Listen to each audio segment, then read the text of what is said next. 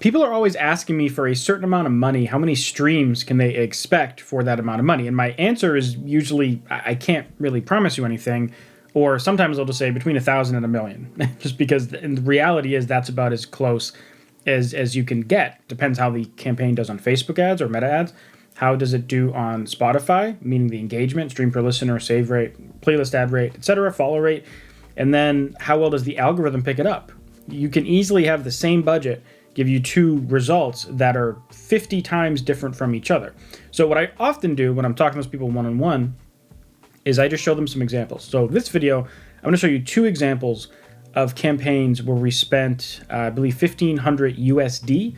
The ad accounts are Canadian, so you'll see slightly different numbers there, but $1,500 USD. And you're going to see the drastic differences. This one, 16,000 streams, 1,500 USD. And this one, over 1 million streams. Also, 1,500 USD. They had the exact same budget. They were both released in the same month, right? March 2024. And they both had the ad campaigns run for, they started at the same point. They both ran for approximately as long. So almost everything about these is identical in terms of the budget and the campaign setup. Two very different genres, two very different songs, etc. And that's where the differences lie. Now, if we jump over to Facebook ads, it's going to be no surprise what the differences are over here, because this one here, I call it example 1, is 29 cents USD a conversion. This is the Canadian number, and all the other results are Canadian, but this CPA and USD is the USD conversion. So 29 cents a conversion. This was run in March 2024. Pretty great result overall. Now, if we go to the other one, 54 cents a conversion. Same budget, right? 1943 here, 2009 here, but almost the same thing, within 50 USD, kind of a budget. But the cost per conversion is almost twice as different, 54 cents compared to 29 cents. So you can imagine which one's which, right? This one here is the 54, the 16,000 stream song. And this one here is the 29, the 1 million stream song. And that's not the only difference, but that is a big difference, right? You're getting twice as many people over to streaming platforms for the same amount of money. But there's much more than a 2x difference here, right? There is essentially a 70 multiplier, right? Between 16,000 and 1 million. It's not a factor of 10. It's a factor of a lot more than that, like 50 or 75 or something. So what's the other difference? Well, the big difference is going to be the algorithmic playlists. So if I look at last 12 months for playlists in this one, I go to this one, last 12 months of playlists of this one. In the more expensive one, the one that has less streams here, it only got 1,000 streams from radio ever. And it didn't hit Discover Weekly, and it didn't hit Release Radar. It is on the algorithm, but it didn't hit it very strongly, and it died off, essentially. Like whatever it got, it didn't get big, and it didn't last very long. This one, it has more streams from radio and mixes and Release Radar and Discover Weekly than all those other ones than this song has total. So this one, not only was it twice as cheap, it hit Release Radar, it got on Discover Weekly, it got pushed into your daily mix, or what we're now calling mixes, and it also did really good in radio. Now, what I don't know is which between either of these artists are either using discovery mode or not, because that could influence the radio numbers, but either way, that wouldn't make up the difference here. The difference really is just, one, what's the cost per conversion on Facebook? Two, what is the algorithm doing? And three, how are people engaging? Now, these numbers are going to be completely different because the algorithm has been riding for, the last... These campaigns ended in, I think, May or something. Early May, end of April, early May. And so they've been done for 6-ish months or so as of filming this video. So the rest has just been the algorithm. So this one has 1,000 saves. And you can see here, if I look at saves, you're going to see a very clear end date for this campaign, right? May 12th. If I go to this one and look at saves, we also see a reasonably clear end date. Like, it did end around here. I checked the dates before starting this video. But the saves didn't drop off a cliff, right? People can only save songs once. So this isn't fans continuing to resave. This is the algorithming, essentially. The algorithm keeps going. Maybe there was some organic momentum in the song that happened after the initial pop of the track. But either way, it kept on happening long after the campaign was actually over. But lifetime stream per listener on this really high performing one is 4.6. We look at this guy, it's actually better, which is shocking. I would have actually expected this number to be worse. That would have certainly proved my point a little bit better. But here, stream per listener 5. Now, the thing to consider here actually, which kind of proves my point a bit, is this one, despite having all this radio stuff and all this mixes and release radar, like all of these algorithmic playlists are great. They're what we want. They're one of the goals from running an ad campaign. But they do push the engagement metrics down quite a lot. Because you'll probably see at the very beginning when the ad campaigns are all new, the stream per listener is a lot better over here. 1.5, even here it's like 1.35. All the way out here it's at 1.18, 1.2, 1.24, 1.19. That's because over here it's all algorithm, and over here it's mostly ads, right? Because the algorithm hasn't happened yet. So the fact that this is a 4.6 with all the algorithm stuff it's gotten is actually amazing. So this is a 5, but this didn't have that algorithmic exposure. So this did really well. And the people that like the song continually engage with it. So this still wasn't like a bad campaign necessarily. Like honestly, the cost per conversion, 54, it's not great, but it's not awful. It's in this kind of limbo where it's like, meh, you know? But a lot of it depends on your expectations, right? Sometimes your expectations determine whether something's good or bad. Like we've had people at our agency, when we have a result, you know, where we show them a number and we're like, we're not super happy about this. We think maybe we should pivot, or maybe we should wait till the next song comes out and do that one instead. They're like, oh no, we're like super happy. This is the best song we've ever had. We're getting really great, but really happy about the results. On the flip side, we'll have a campaign that's one of the best campaigns we've ever run, and we're super stoked about it, and the client's like, I'm not happy, you know? So there is a little bit of expectations in there and kind of what your goals are and what you're expecting to get out of it. But either way, this wasn't like a horrible campaign, because we wouldn't have actually finished the whole thing if it was a horrible campaign. The numbers we got were great. The engagement numbers, 30% save to listener rate, or about a third. But this one also, the fact that it's been on the algorithm this long and still has a 20% save rate is phenomenal. So the biggest takeaway from this is, how does it do on the actual ad platform? And this is why at our agency, if numbers are too high here, we ask people to pivot as early as we can, depending on what we're testing. So essentially, if the cost per conversion is too high after we've reasonably tried enough audiences and ad creatives, we ask the client if they want to pivot, because we don't want to spend, you know, thousands of dollars on a campaign that costs $1 a conversion or something crazy like that. That's not the only part of the story, right? Because these were about a 2x factor difference, but they have a much bigger difference than 2x in streams.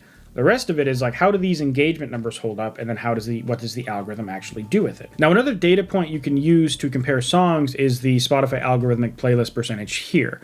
This is the song with the less streams, 16,000 streams, it has a 14%, and the song with over 1 million has a 32%. And this data is all in the last 28 days. I'm filming this on October 7th. So, you know, it's between September 7th and October 7th, essentially, or whatever 28 days would be from October 7th. But the difference is pretty staggering here, right? It's more than double of the algorithmic streams the one with 1 million is getting compared to the one with 16,000. And sometimes you'll see songs early on will have a pretty high algorithmic playlist percentage. Like they'll initially get added to Release Radar, Radio, Discover Weekly, or whatever, and it'll be either pretty weak or pretty strong. And that's not necessarily a guarantee that it's going to be strong forever or weak forever. In fact, a lot of times some songs will start weak algorithmically. Like they might only get 100 streams the first week, and then fast forward a year, they're getting like 1,000 a week, and then they stay on there for like years, you know. So things can change a lot like that, but it is a pretty good sign if you're early into a campaign and you're seeing stats like this. In fact, let me set something up real quick. So here I am at the artist level, or the audience level, for the song that got 1 million streams, and we're looking at the last 12 months of data. So the song came out around March, which is right here, and the campaign ended early May, which is around here. So you can see the total rise in listeners per day was pretty great. We could also look at other things like streams, and we can look at saves and followers perhaps. But what I want to show you is if I go to source of streams, look at active. So active sources are where your ads fall. It's also where organic stuff like social media activity would fall, but your ads fall in here as well. And then we'll also look at algorithmic and radio. Put on playlisting just so you can see that the whatever playlist that they were doing are pretty much nothing compared to everything else, right? Like active just crushes all of this, and third-party playlisting, and even in proportion to just these two, is actually quite small. So it's pretty much irrelevant.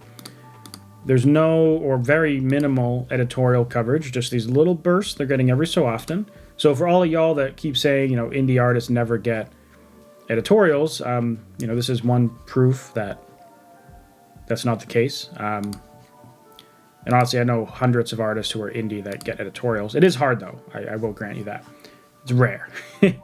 So don't rely on it. But either way, this is just algorithmic and radio. So song comes out here. Campaign runs till about here. And so you can see that in both of these, actually, this is a little hard to read because the pop-up keeps covering data. But we did actually get a pretty big growth in algorithmic coverage. They already had a bunch of stuff happening before, which is awesome. But you can definitely see that between this window of March to May, the average daily streams from both of these sources actually went up quite a bit. And we have some of the biggest spikes they've ever had happening after the campaign. Now, if we were to contrast this with the other campaign, ad campaign for them was very impactful. They had practically nothing active before. And even fast forward 6-7 months after, they have considerably more active streams daily than they did back here. They had practically nothing, and here it's not huge numbers or anything, but they do have something. We could overlay that with algorithmic, which, remember, this campaign didn't really pop off algorithmically. We get little blips down here, but nothing substantial. Remember, song comes out around here, campaign stops around here. Radio actually never really existed for this artist beforehand, and now they have it, albeit at a very small percentage. Now, for them, this is actually like a pretty big jump, but this is like 25 streams here, so this is not actually as big of a jump as it seems. Whereas here, the difference is for radio, it goes from 60, or let me go before. It goes from 4,900 streams, radio autoplay, going up to 93. So it's like 4,000 extra streams per day. Where radio grew. It's just the scale of these graphs is so different. 0 to 10,000 here, and 0 to 100 here. So the scale is just vastly different. Now you might be wondering, Andrew, was there a different amount of effort that went into either of these campaigns? Like, did the good one have a lot more time and energy put into it than the bad one? And the answer is no. If I go here, this is example 1, which is the 29 center. And this tab here is example 2, which is the 54 center, or the 16,000 stream song. So this is the worst performing one. You can see we tried a lot more. We tried 15 audiences in this. This one we tried 8. And the reason why we only tried 8, which I don't want to say only, because 8 is actually like a good amount of ad sets, right? Like you don't always have campaigns that have 8 total ad sets. Sometimes you have like 2 or 4.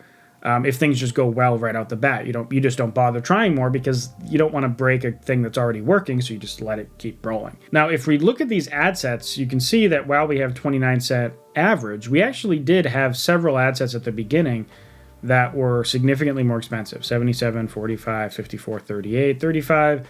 And then we ended up having 2 on that were 35 and 21. Most of the results ended up going to this one that was 21 US cents a conversion. So we found that winning ad set, and it ended up being pretty interesting. Obviously you don't know what the song sounds like, but we were targeting a bunch of country artists, and then we were also targeting parents. And I won't tell you why that was the case, just trust me that it made sense for the song. So flipping back to this other one, the more expensive one, the one with less streams, example 2, as I'm calling it here, we started off with things that were like $1, $1.84, $1.28, $1.33, $1.07. And through testing, we were able to get it down 47, 46 at the final 2 ad sets. But you can see that essentially this one, it took significantly more effort. Like from our perspective, getting the million stream song, right? This one compared to getting this one. Getting the million stream song results was actually considerably easier for us than the one that only had 16,000. The 16,000 one, we went through 15 ad sets, and I believe we went through multiple rounds of new visuals. You can see here, new visuals. So we went back to the drawing board, and we tried 16 total ad creatives in this one Whereas this other one, we tried half the audiences and we only tried 8 visuals. We always do 8 visuals when we do campaigns. So you can see the staggering difference, but it wasn't down to lack of effort. This one had significantly more effort from our perspective than the other one. It's just each song kind of only has, there's only so far you can take a song. Eventually you have to just either admit defeat or accept that this is the best the song can do, and if that's acceptable, you keep chugging along, and if that's not acceptable, you kill it right there and move on. What is the big takeaway from this? Well, one, obviously the range of results can be quite daunting, but 2, I think it's important to accept the fact that songs are going to perform differently, and you should try to promote each song you have, but just be willing to accept the fact that certain tracks are going to do worse than others, and be willing to pivot or pause a campaign so that you can save more money for the next one in the hopes that the next one's going to do better than the first one. Or when you see a winner, be willing to spend double on that one and save your money on other songs. So basically you're saving money on the bad performers so that you can spend more on the good performers, because you probably don't care what song gets someone to fall in love with you. You just care that they fall in love with you.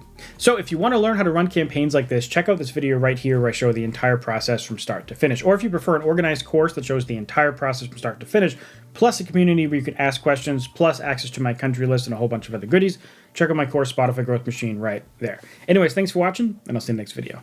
Bye.